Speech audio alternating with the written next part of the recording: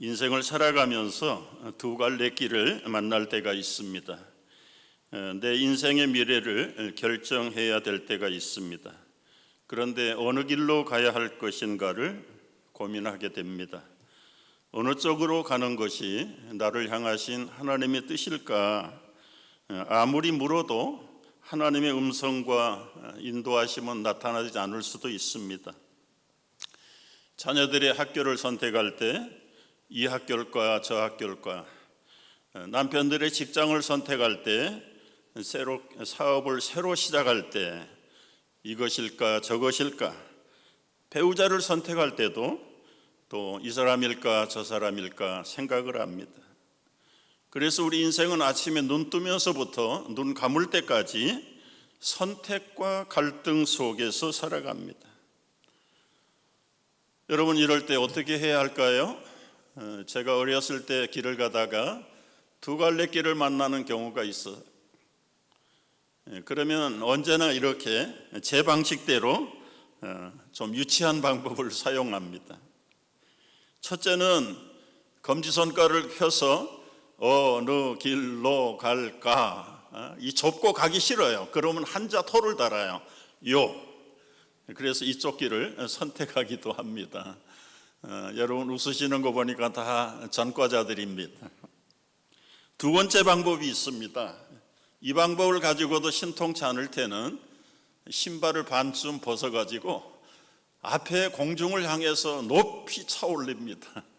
그리고 신발이 떨어지는 가까운 길을 택하는데, 이것도 마음에 들지 않을 때는 마지막 세 번째 비상의 방법을 사용합니다. 좀 유치하긴 해요. 손바닥에다 침을 뱉어가지고 양쪽 손가락으로 사정없이 칩니다. 그러면 침이 튀는 방향으로 날아가는 쪽이 내가 선택한 길입니다. 미리 유치하다고 양해를 구했습니다. 여러분, 인생을 이렇게 결정할 수 있다면 그거 재미도 있겠다. 그러나 우리 인생은 이렇게 결정했다가는 평생 큰 코를 다치게 됩니다. 여러분, 한순간의 선택이 영혼을 좌우하는 것이기, 그래서 우리는 밤잠을 이루지 못하고 고민하게 됩니다. 과연 내 삶을 향한 하나님의 온전하신 뜻이 무엇일까? 어떻게 할 수 있을까? 이것이 9번째 궁금 시리즈의 주제입니다. 여러분, 나를 향하신 하나님의 가장 시급한 뜻은 무엇일까?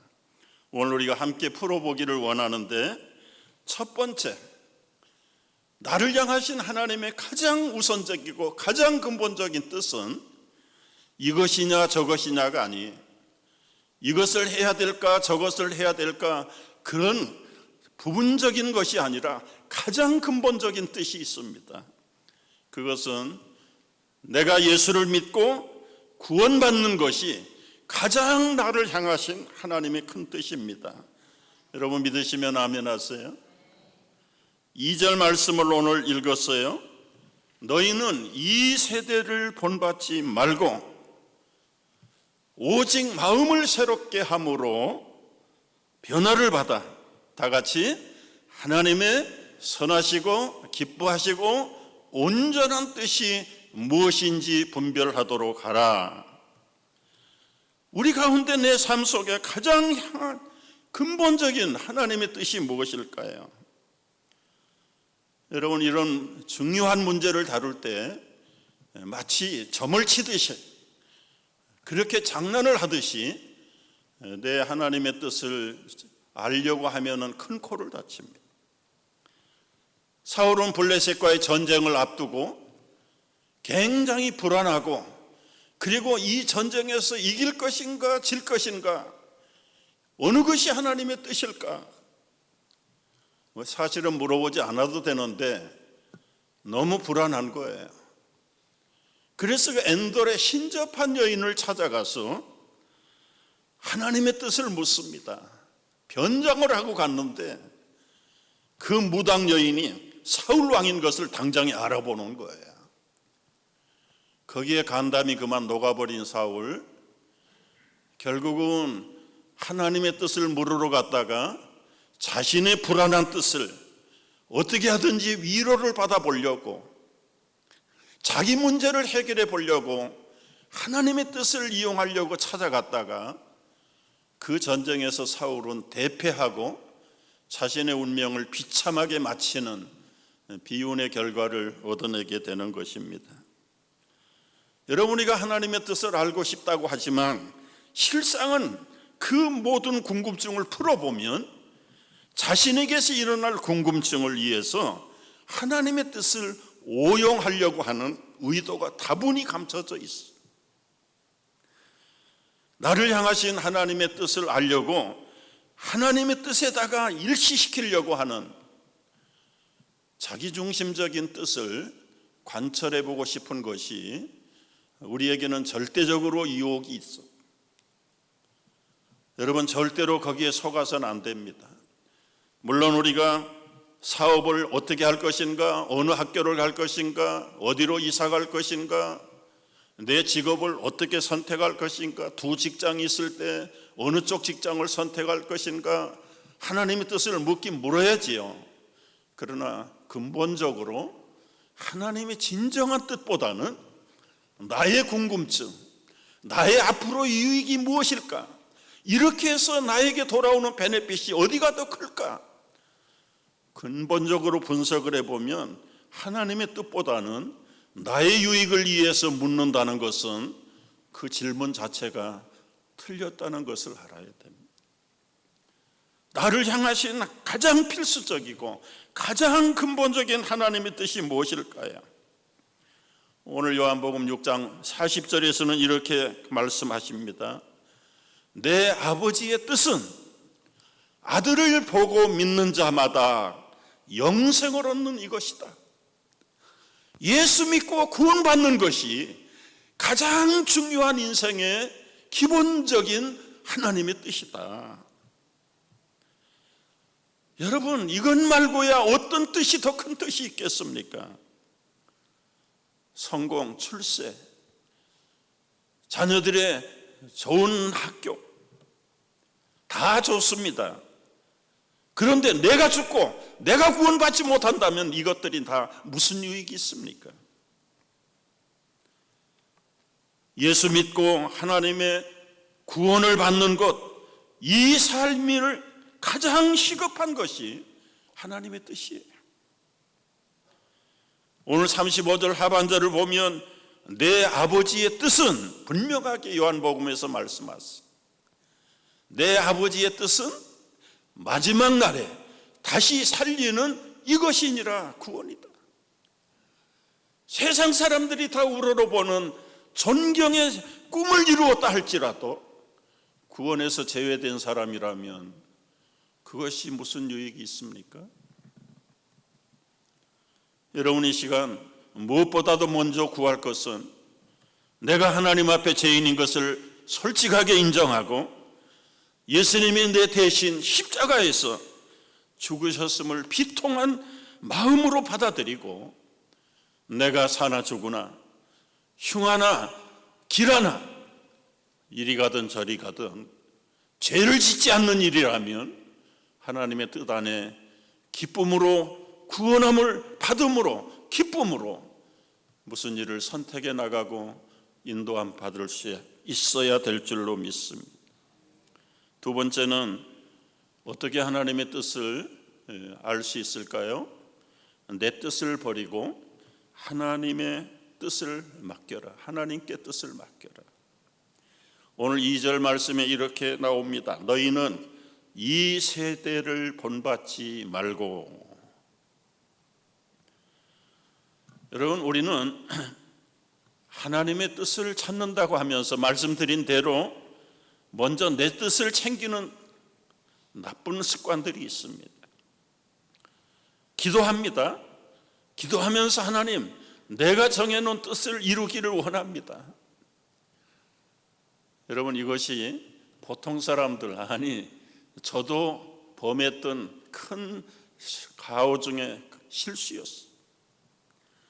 제가 신학교를 졸업하고 이제 개척교회를 하고 싶은데 그 기준을 정했어요. 하나님, 저는 시골 가서 목회하는 걸 원하지 않습니다. 서울에서 목회하기 원합니다. 그것도 서울 지역의 변두리가 아니라 중산층 아파트 타운에서 목회 개척을 하기를 원합니다.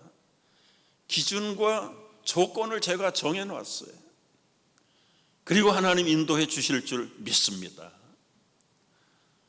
그리고 차를 타고 1월 초순부터 하루 종일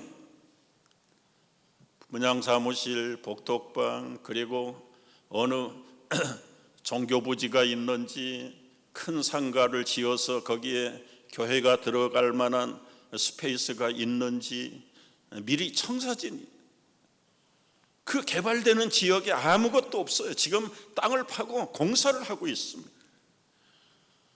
가서 청사진을 보고 도시구획도를 보고 어느 곳에 종교부지를 활당해 놨는지, 아니면 어느 쪽에 상가를 짓는데 그 상가에는 교회가 들어갈 수 있는지 없는지, 1월 달부터 시작한 이 일과는 매일 저의 일과가 됐어요.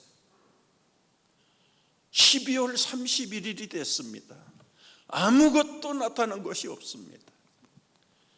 송구영신 예배 드리기 전에 일찍 아내와 저는 빈 예배당에 올라가서 기도하기 시작했어요. 하나님, 금년 한 해 동안 개척할 장소를 찾아다니는데 아무것도 없습니다.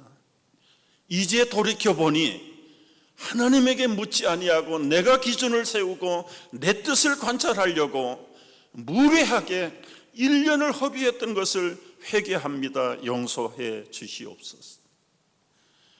내년부터, 내일부터 새해가 시작되면 따지지도 않고 묻지도 않고 서울이든 지방이든 섬지역이든 하나님이 가라는 곳에 가겠습니다. 회개하고 두 손을 다 들었어. 완전히 이제는 내 뜻을 버리고 하나님의 뜻 앞에 내어놓았어. 1월 1일이 되고 2일이 되고 3일이 됐습니다. 신정 연휴가 끝났는데 신학교 총장이신 박윤선 목사님 전화를 주셨어요. 김강도사님, 몇 가정이 모여서 성경 공부를 인도해 달라는데 가보갔어요? 예, 갑니다. 가고요 말고요. 그 지역이 어디라고 하죠? 글쎄 송파라고 하던가. 제가 1년 동안 송파에서 찾았는데 nothing. 그런데 회개하고 하나님의 뜻 앞에 맡겼더니 3일 만에 응답이 왔어요. 저는 그때 벼락을 맞는 줄 알았습니다. 이야, 이것이 하나님에게 내 뜻을 맡길 때 나타나는 인도하심의 아주 극단적인 방법 중에 하나였어요. 여러분, 순전히 하나님의 뜻을 무시하고 이 세대를 본받아 저도 평생을 하나님께 헌신한다는 목회자 초년생이 하나님의 뜻은커녕하고 내 뜻을 세상 사람들이 하는 방법대로 꺼내놓고 하나님 앞에 회개했어. 여러분, 어느 곳으로 가겠다 하는 것은 이제는 내 몸을 드리겠습니다, 산 제물로 드리겠습니다, 이 말씀과 일치하는 것이에요. 여러분이 어떤 선택의 기로에 서 있습니까? 내 뜻을 접고 하나님의 뜻 앞에 이 거룩한 몸을 드리십시오. 마음만 드리는 것이 아니라 몸을 드리고 그 인도의 앞길이 내가 원치 않는 길이라 할지라도 하나님이 뜻이라면 그것에 갈 담대한 헌신과 마음의 준비를 갖고 하나님의 뜻을 물어야 합니다. 말씀드린 대로 내가 이 직장을 갈까, 저 직장을 갈까, 이 사업을 할까, 저 사업을 할까, 사실 죄짓지 않는 것이라 물을 필요가 없어요. 그러나 불안하잖아요. 더 나가서 앞날에 내게 어떻게 유익이 어느 쪽이 더 있을까? 내게 돌아오는 베네핏이 어느 쪽일까? 우리는 하나님 뜻을 묻는다고 하면서 궁극적으로는 내 유익을 위해서 하나님을 이용하려고 하는 그 기본적으로 바르지 않는 우리의 마음 자세가, 믿음의 자세가 바로 되지 않았다는 겁니다. 여러분, 사도 바울이 전도 여행을 떠났습니다. 그거 자체가 하나님께 헌신하는 거 아니에요. 그런데도 전도자 바울에게 자기의 계획이 있어요. 사도행전 16장에 보면 바울은 아시아 지역으로 가기를 원했어요. 그런데 바울이 무시아라는 지역에 갔을 때에 길이 열리지 않는 거예요. 비두니아로 가려고 할 때도 예수의 영이 허락하지 않았다. 어떻게 영이 허락하지 않았는데 구체적으로 저희는 모릅니다. 배가 있다가 항해 계획이 취소돼 버렸다든지, 아니면 폭풍이 와서 배를 탈 수가 없었다든지, 어떤 방법으로든지 자신의 계획을 진행해 나갈 수 없는 환경이 돼버린 거예요. 그럴 때는 자연적으로 열린 길로 가야 되겠죠. 드로아라는 곳으로 옮겨갔습니다. 그리고 그날 밤에 환상이 나타났어요. 마게도니아 지역에서 한 사람이 나타나서 와서 우리를 도우라, 우리를 도와달라는 환상을 보면서 이것이 하나님의 환상인지, 여러분, 환상이라는 게 내가 보고 싶어서 보는 게 환상입니까? 여러분의 꿈을 여러분이 꾸고 싶어서 꿈이 나타납니까? 바울은 그 환상이 하나님의 부르심인 줄 알고 드로아 지역으로 갔어. 그리고는 빌립보 지역에 도착을 해서 안식일이 되었습니다. 아무 해당도 없고 기도할 만한 기도 처소도 없어서 안식일에 하나님께 예배하고 기도해야 되는데, 바울은 홀로 기도하려고 강가를 찾아 나갔어. 그 강가에서 비단장사 사업을 하는 루디아라는 여인을 만나서 복음을 전한, 그리고는 복음을 받고 예수를 영접한 그 여인과 함께 하나님 앞에서 예배를 드린, 그 루디아의 가정이 유럽에서 가장 먼저 생긴, 바울이 그토록 사랑했던 빌립보 교회가 시작이 된 것입니다. 유럽의 첫 성 빌립보 성에서 빌립보 교회가 시작이 된 거예요. 바울의 원래의 꿈은 아시아에 가는 것이었지만 하나님이 모든 진로를 막으시고 유럽으로 그의 발길을 돌리게 하셔서 빌립보 교회를 시작하게 하십니다. 여러분, 이것이 로마서에서 이렇게 나타나요. 1절 말씀 우리가 읽었죠. 다 같이 한번 읽습니다. 너희 몸을 하나님이 기뻐하시는 거룩한 산 제물로 드리라. 여기 내 뜻을 버리고 하나님의 뜻 앞에 산 제물이 된다는 것은 100% 순종을 요구하는 것입니다. 절대 순종. 이것이 하나님의 뜻이라면 내 생명과 내 미래를 온전히 맡기는 것. 아브라함은 100세에 얻은 독자 이삭을 그 몸을 하나님 앞에 산채물로 바쳐버린 거예요. 100세가 된 아버지가 그 아들을 바칠 때 자기 생명 바치는 것보다 더 큰 아픔, 그럼에도 불구하고 그는 독자 이삭을 하나님께 거룩한 산 제물로 바쳤어. 2절 말씀에서는 오직 마음을 새롭게 함으로 변화를 받아. 이 말씀이 무슨 말입니까? 성령 충만함을 받으라는 거예요. 내 마음이 전에 가졌던 마음 가지고는 안 된다. 육적인 내 계획과 내 뜻을 내버리고 내 생각과 뜻 안에 하나님의 뜻이 나타나고 하나님의 성령의 인도하심이 나타나도록 마음을 새롭게 하여 변화를 받아야 된다는 거예요. 여러분, 헌신하고 영이 맑아지면 그때 하나님의 뜻이 보이는 것입니다. 하나님의 뜻을 분별할 수 있게 되는 것이에요.